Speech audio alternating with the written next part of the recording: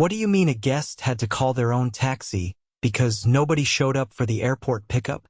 Elijah Foster's voice cut through the boardroom like a blade. He stood at the head of the long glass table, sleeves rolled up, tie loosened. At 38, Elijah had inherited the chain of 20 boutique hotels from his late father 2 years ago. His dad had built the company from a single roadside inn into a respected name along the East Coast. But Elijah was starting to feel like the more the business grew, the further he drifted from the people actually running it. This morning's complaint came from a guest at the Charleston location, one of their busiest. The woman had waited 40 minutes for the shuttle that never arrived. No call, no explanation. She ended up missing her meeting. Elijah had heard too many of these lately. Missed pickups, dirty vans, a driver snapping at a guest. His district manager, Lisa, had brushed it off as a few hiccups, nothing major. But Elijah didn't like guessing anymore. Get me on the Charleston schedule. I'll start tomorrow. Lisa blinked. You're going there? Not as myself, Elijah said. I want to see how things really run. He'd never met the Charleston team in person. With 20 properties and most communication handled through managers and email, it wasn't strange. He'd had a prosthetics expert in New York help him with the disguise, graying hair, heavier build, thick glasses, and a slight southern accent. When he looked in the mirror, even he barely recognized himself. He called himself Ed Fields, a new hire from a staffing agency to help with shuttle driving and luggage. The cover was airtight. Elijah arrived at the Charleston location just before 6 in the morning. A tall man in his mid-40s waved him over in the back parking lot beside 2 white hotel shuttles. You Ed? The man asked. I'm Rick, head of transport. Come on, you're riding with me today. Rick had a leathery face, mirrored sunglasses, and a Bluetooth earpiece he never took off. He didn't ask questions, barely glanced at Elijah's ID, and didn't bother with any formal training. The van's already gassed up, Rick said. We got a group of 3 landing in 20. We'll be there in 10 if the lights are good. Elijah climbed into the front seat and immediately noticed something off. No seatbelt click. Rick didn't wear one. Then, as the van pulled out, he took a hard right without signaling, blasting through the parking lot at nearly 30 miles an hour. Shouldn't we? Elijah started. Rick cut him off. Relax, old man. I've been doing this 15 years. I know every cop in town. The first guest they picked up was a woman in her 60s. Rick never offered to help with her bag. She struggled with her suitcase while Rick tapped away on his phone. Elijah quickly jumped out and helped her load it. Thank you, she whispered, catching her breath. No problem, ma'am, Elijah replied. Back in the van, Rick took a call on his earpiece, laughing loudly while running a yellow light that turned red halfway through the intersection. Elijah's stomach tightened. By noon, they'd done 4 airport pickups and dropped off 2 guests at the train station. Rick never once wore a seatbelt, ran 6 stop signs, cut off a city bus, and ignored every speed limit sign they passed. He never said a word to the guests unless it was to tell them to hurry up. You always drive like this? Elijah asked when they stopped for gas. Rick shrugged. You get 'em there fast, they don't complain. Ain't got time to babysit every snowflake with a carry-on. Elijah said nothing, but inside he was boiling. Back at the hotel, Elijah offered to help with luggage duty for the next shift. That's when he met Rosa Ortega Petit, sharp-eyed and fast on her feet. She was helping a family check in, balancing 2 radios and a clipboard while also dealing with a crying toddler. New guy, she said, glancing at his name tag. Ed, right? You shuttle crew. Yep, just started today. Good luck, she said dryly. Try not to blow a gasket. Rick's a handful.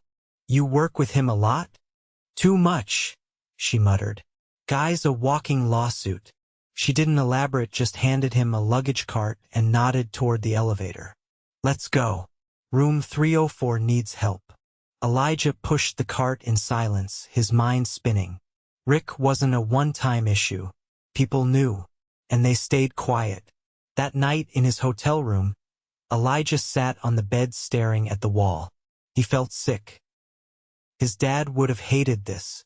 A hotel was supposed to be a place people felt safe, not terrified every time they got in a van. He picked up the mirror again, peeled off the prosthetic nose, and took a breath. Tomorrow he was riding with Rick again. But this time he was watching everything. The next morning, Elijah met Rick outside the Shuttle garage just after 5:30. A thin mist hung over the lot, the asphalt still damp from overnight rain. Rick leaned against the side of one of the vans, sipping from a gas station coffee cup, scrolling his phone. "You're late," he said without looking up. Elijah checked his watch. 5 minutes early. Rick let out a dry chuckle. "That's late in my book. Come on, today's stacked." They loaded bags into the van in silence. Rick didn't offer any route overview, safety instructions, or even a rundown of the day. Elijah climbed into the passenger seat and buckled in. Rick didn't. Their first pickup was a couple from Germany. The man spoke English well. The woman barely did. Rick didn't greet them. He just popped the trunk and waited. When the woman hesitated with her suitcase, Rick rolled his eyes and turned to Elijah. "I swear, every time someone gets off an international flight, they forget how gravity works." Elijah stepped in and helped the woman load her bag. She gave him a tired smile and whispered something in German he didn't catch, but the tone said thank you. As they drove toward the hotel, Rick kept one hand on the wheel and the other scrolling through sports scores. When they hit a patch of traffic near a construction site, he muttered something under his breath and jerked the van into a right turn, detouring through a residential neighborhood. "You sure this is faster?" Elijah asked. Rick snorted. "I know these streets like my own damn kitchen. GPS is for rookies." They arrived at the hotel 10 minutes later than scheduled. Rick didn't apologize. He dropped the guests off, left their bags on the curb, and walked off toward the break room. Elijah picked up the luggage and wheeled it inside. At the front desk, he spotted Rosa again, in the middle of a conversation with a tall, balding man in a navy blazer. "I told you already," Rosa said, her voice low but firm. "We can't keep scheduling double shifts back-to-back without a break. People are burning out." The man turned, clearly irritated. "Then maybe people should stop calling out. We're not a daycare." He glanced at Elijah. "You're the shuttle temp, right?" "I'm Greg, assistant GM. If you want more hours, let me know. We've got gaps all week." Rosa stepped in. "He just started yesterday, Greg. Can we let him get through a week before throwing him into 12-hour shifts?" Greg waved a hand dismissively. "If he can't handle it, someone else will. We're not exactly overflowing with options." He walked away without another word. Rosa shook her head. "That's what we're dealing with." Elijah kept his tone neutral. "Is that normal here?" She hesitated. "Depends on the day. Some of us are just trying to hold it together." Before he could ask more, her radio crackled. "Front desk, this is housekeeping. We've got a guest complaining about a shuttle no-show last night. Says they waited at the airport for 45 minutes, no answer on the hotel line." Rosa pressed the button. "Did they have a reservation?" "Confirmed. Room 217. Booked the pickup 3 days ago." Rosa sighed and looked at Elijah. "Guess who was on duty last night?" Elijah didn't answer. He didn't need to. By noon, Rick was back behind the wheel. They were scheduled for a corporate client pickup, a group of 5 marketing reps flying in from Boston. Elijah offered to drive, but Rick laughed. "Nah, you're still green. These big pickups need finesse." At the airport, they were running behind. The clients were already waiting at the curb, luggage stacked, irritated expressions on every face. "You're 30 minutes late," one of them said. "We called the hotel." No answer. Rick didn't make eye contact. "Traffic. It's Sunday," the woman replied, arms crossed. Rick loaded the bags with visible annoyance, muttering as he went. Elijah helped the last man with a suitcase that had a broken wheel. Inside the van, the mood was tense. Rick didn't speak. He turned the radio up loud and took a roundabout route, weaving through side streets that added another 15 minutes to the ride. One of the clients made a sarcastic comment about the scenic tour, but Rick ignored it. When they arrived, Rick didn't open the door. He sat behind the wheel, typing on his phone. "Are we Getting out here? One of the clients asked. Rick barely looked up. You're here. Door opens from the inside. Elijah unlatched the door for them and helped unload their bags. As the group walked away, the woman glanced back at him. Thanks, she said under her breath.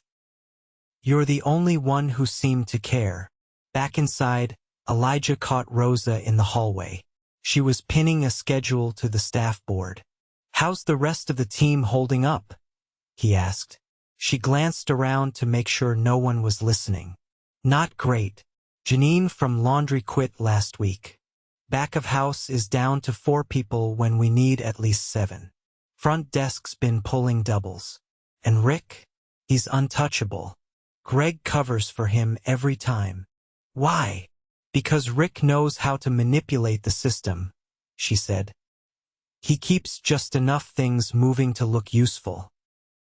But he cuts corners everywhere else. He's gotten written up twice this year, and both reports mysteriously vanished. Elijah felt a pit growing in his stomach. Later that day, he was in the break room refilling his water bottle when he overheard a conversation between Rick and another employee, a younger man named Dashawn who worked maintenance. You see that new girl they hired for night audit? Rick said, grinning. Guess they'll give anyone a job now. You'd think they'd at least find someone who speaks decent English. Dashawn didn't respond. Rick laughed. Whatever. Not like she's gonna last. Greg hires them cheap, then they disappear in 2 weeks. Watch. Elijah stepped forward. You got a problem with someone doing their job? Rick looked up, surprised. Relax, Ed. Just talking. You talk like that in front of guests too? Rick stood slowly. You got a real attitude for a temp. Elijah didn't blink. I've seen how you work. The guests noticed too. Rick took a step forward, voice dropping. You don't know a damn thing about what I deal with here. You want to keep your hours. I suggest you stay in your lane. Elijah held the stare. You're not the one deciding that. Rick scoffed and walked off. That evening, Elijah called Rosa aside near the loading dock. If someone filed a complaint against Rick, would it go anywhere? Depends who sees it first. If Greg's the one reading it, it'll vanish. What about HR? She hesitated. You'd have to go higher, but nobody's ever tried. Most people just leave. Elijah nodded slowly. Not this time. He returned to his room, peeled off the glasses and wig, and stared at his reflection. He wasn't just witnessing a toxic employee. He was watching a culture that allowed it to fester. Tomorrow, he wasn't just riding along anymore. He was ending this. The next morning started before sunrise. Elijah stood in the shadow of the hotel's side entrance, dressed again in the worn gray uniform, watching the parking lot. The shuttle vans sat in a line, dew clinging to their windshields. One of them had a deep scrape along the passenger side panel. He hadn't noticed that before. It hadn't come from yesterday's runs. Rick arrived 10 minutes late, tossing his keys in the air and catching them one-handed. He didn't acknowledge Elijah, just unlocked the van and climbed in without a word. Elijah followed, his jaw set. I'll drive today. Rick paused mid-sip of his energy drink. I've got the route? Shouldn't be a problem. Rick laughed under his breath and leaned back in his seat. Fine. Let's see if you don't stall it out. Elijah drove conservatively, full stops, turned signals, the works. Rick grew restless, tapping his foot, muttering under his breath with every full stop. At the airport, they picked up an elderly man in a wheelchair accompanied by his daughter. Elijah got out immediately, opened the side ramp, and helped them board. Rick stayed in his seat. The man's daughter gave a polite nod. Thank you. I wasn't sure the hotel had wheelchair service. We do, Elijah replied. Always should. Back at the hotel, Elijah parked and lowered the ramp again. The man gave him a grateful nod. Best ride I've had all trip, he said. Rick rolled his eyes and wandered off toward the break room again, without a word to either guest. Elijah waited until he was out of sight, then walked the guests inside. At the front desk, a new employee, a young woman with tightly braided hair and a floral scarf, smiled and took the check-in details. Once the guests were squared away, Elijah stepped aside and caught Rosa by the service elevator. "I need to speak with the GM." She blinked. "Greg?" "No. The actual GM." Rosa hesitated. "She's not on site this week. District review meetings in Atlanta." Elijah exhaled slowly. "Who handles HR for this location?" "We do it through corporate." But again, Greg usually filters anything serious before it goes higher. "Is there a way to bypass him?" She looked at him closely. "Why do I get the feeling you already know the answer to that?" Elijah didn't respond. He stepped away, pulled out his phone, and made the call himself directly to corporate HR. He didn't give his real name.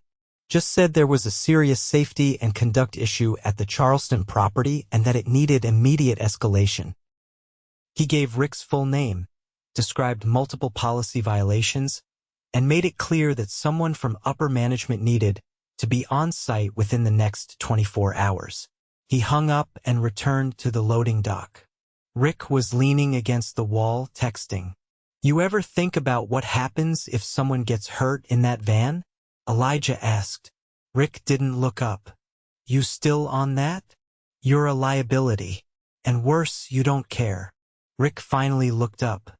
"You think anyone here gives a damn? I keep things moving." "That's all management cares about." "Not all of them." Rick narrowed his eyes. "You got a real hero complex, Ed. That's dangerous around here." Elijah stepped in closer. "Not as dangerous as what you're doing." Rick pushed off the wall and walked away without another word. That afternoon, a corporate sedan pulled into the lot. A woman in a navy suit stepped out, holding a leather binder. Her badge read, Senior HR Partner Corporate. She walked straight through the front entrance without speaking to anyone. Elijah stayed back and waited. By 3 o'clock, Rick was paged to the office. He returned 15 minutes later with his face pale and jaw clenched. He didn't go back to the shuttles. He walked straight to his car and drove off. Elijah saw Rosa again down by the laundry chute. She looked confused. They just pulled Rick into the office. Greg too. Then Rick left. Elijah didn't answer. An hour later, Greg was pulled from the front desk. This time he didn't return either. By 6, an announcement came through staff-wide email. Both Rick and Greg had been terminated, effective immediately. A rotating interim manager would oversee operations until a permanent replacement was named. Transportation services were suspended for 24 hours for internal review. It hit the staff like a shockwave. In the break room, murmurs spread. Some were stunned. Others were quietly relieved. Rosa found Elijah by the vending machines. What happened? Someone finally listened. She took a moment, then nodded slowly. We've tried. For months. Nothing ever stuck. I know. How'd you, she started, then stopped. Never mind. The next morning, Elijah walked into the staff lounge without the wig, the glasses, or the fake name tag. He wore a navy shirt with the company crest stitched into the chest. Heads turned. People froze in place. He stepped forward. My name is Elijah Foster. I own this company. No one spoke. I came here pretending to be a new hire because I stopped trusting the reports I was getting. I needed to see it for myself. And I did. He watched the disbelief ripple across the room. What I saw was unacceptable. Guests being mistreated. Safety ignored. Staff disrespected. That ends now. A few people exchanged glances. One woman from housekeeping looked shaken. You don't need to worry about Rick or Greg, Elijah continued. They're no longer with us. And they won't be returning. What I want now is to hear from you, all of you. What do you need to do your jobs right? What are we missing? No one spoke at first. Then Rosa stepped forward. We need staffing. Especially in back of house. People are leaving because they're drowning. One person can't clean 12 rooms in 5 hours. Elijah nodded. Understood. That's the first thing we fix. A man from maintenance chimed in. We've got broken equipment being patched together with duct tape. It's not safe. We've been asking for replacements since February. Send me the list. I'll sign off on it today. The young woman from the front desk, the one with the scarf, finally raised her hand. We need someone to hear complaints without them disappearing. No filters. No gatekeepers. Elijah met her gaze. You'll have it. Starting now, there's a direct HR line to corporate that bypasses local management. I'll post it today. The room slowly relaxed. People sat down. Others nodded. I won't pretend this fixes everything, Elijah said. But it's a start. And I'm not leaving Charleston until it's right. Someone clapped. Then another. It built slowly. No cheering, no celebration, just a quiet, honest acknowledgement. The truth had come out. And so had the owner. That night, Elijah stayed late helping the night audit team process a late-arriving tour group. He answered phones, carried bags, even ran a few trays from the kitchen. No one treated him like a CEO. And he didn't want them to. He wasn't here to be admired. He was here to earn their trust back. 2 weeks had passed since Elijah revealed his identity to the Charleston hotel staff. His presence hadn't faded into memory, it had reshaped the rhythm of the entire building. The shuttle service resumed after a full inspection and policy overhaul. Elijah had hired a new transportation coordinator, a former logistics officer named Dana who relocated from a nearby property. She'd spent her first day creating a checklist drivers had to complete before every run. Brake checks, seatbelts, passenger logs. Nothing was left to chance. Elijah worked out of a small and used office near the back hallway. No nameplate, no fanfare. Just a desk, a whiteboard, and a stack of performance reports he was reviewing daily. He wasn't hovering, but he was present. That alone changed how people moved through the building. On Thursday morning, Rosa knocked lightly on his door. There's someone here asking about the open night audit position. Says she saw the listing go back up yesterday. Elijah stood and grabbed his notepad. Let's meet her. They found the applicant sitting in the staff lounge, shoulders squared, hands folded tightly in her lap.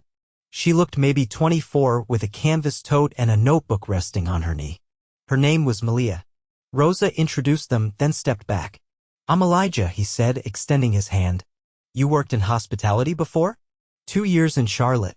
Front desk, mostly. I did audit coverage when our night person left.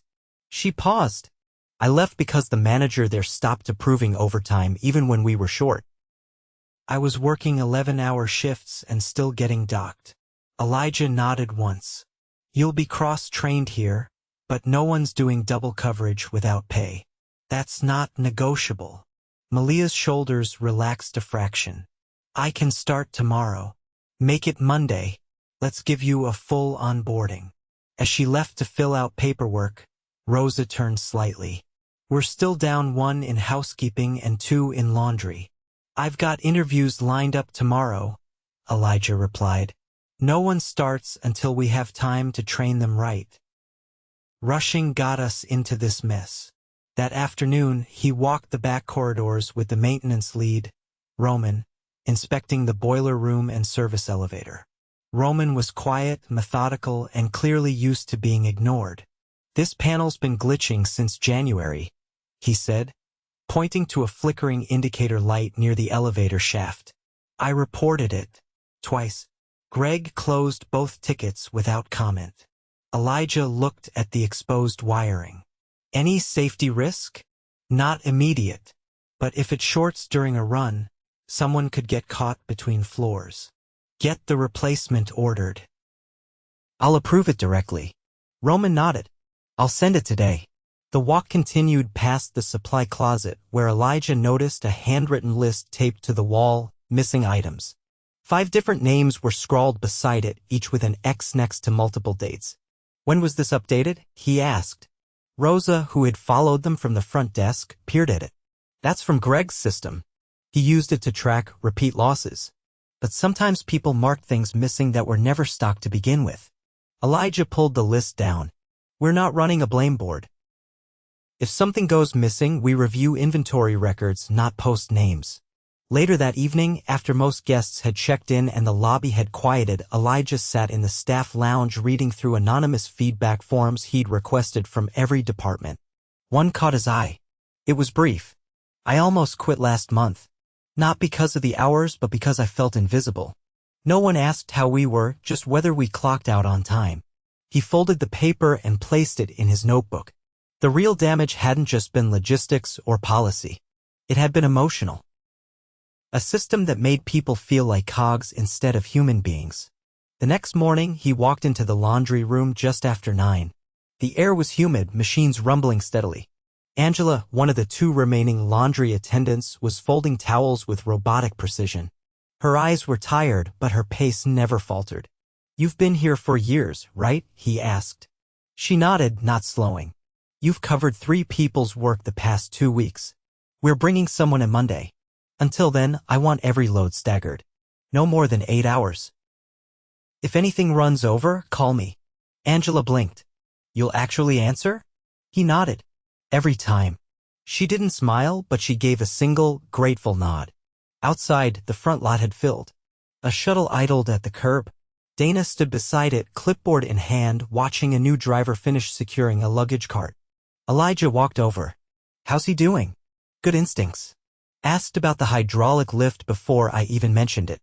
Let's keep him on the shorter runs for now." Dana turned toward him. "You sticking around next week?" He looked across the parking lot toward the entrance, where a family with small children was checking out, laughing about something the front desk clerk had said. "I'll be here through Friday.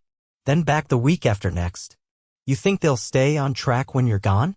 "They will," he said, "because we finally gave them a reason to care." That afternoon, he gathered the department leads in the small conference room. No suits, no podium, just a circle of chairs and boxed sandwiches. Rosa sat beside Dana. Roman leaned against the wall. Angela came in still wearing her uniform shirt, hair tied back. Elijah stood. "We're rebuilding this place," he said. "Not just the shuttle program. The whole culture. That means no more filters between you and me. If something's off, I hear it. Direct." He looked around the room. "Starting next month, we'll rotate employee feedback sessions every quarter. Anonymous or open, your choice. Every location will follow suit. And pay adjustments are on the table, especially for those who've been covering roles beyond their job title." Rosa raised her hand. "What if someone gets promoted? Do they lose hours before they're trained?" "No. We backfill before we move people. No gaps. No burnout." Dana spoke next. "What about long-term? You can't be everywhere." "I don't need to be. But I need people like you to know you're not alone." Angela finally looked up. "What happens if it slides backward again?" "Then we correct it faster. No more waiting till it breaks." No one clapped. That wasn't the mood. But there was a shared look of relief, of momentum. That evening, he walked the halls one last time before heading upstairs. A guest stopped him near the elevator. "You work here, right?" "Something like that. I just wanted to say, this place feels different. People actually seem happy to be here. That's rare." Elijah nodded. "Thanks for noticing." He turned the corner and saw Malia at the front desk, reviewing the night ledger with focus. Rosa stood nearby, watching over her shoulder, answering a quiet question. The lobby was calm. The phones were quiet. The shuttle van sat parked, clean and ready for morning. It wasn't perfect yet, but it was finally on the right path.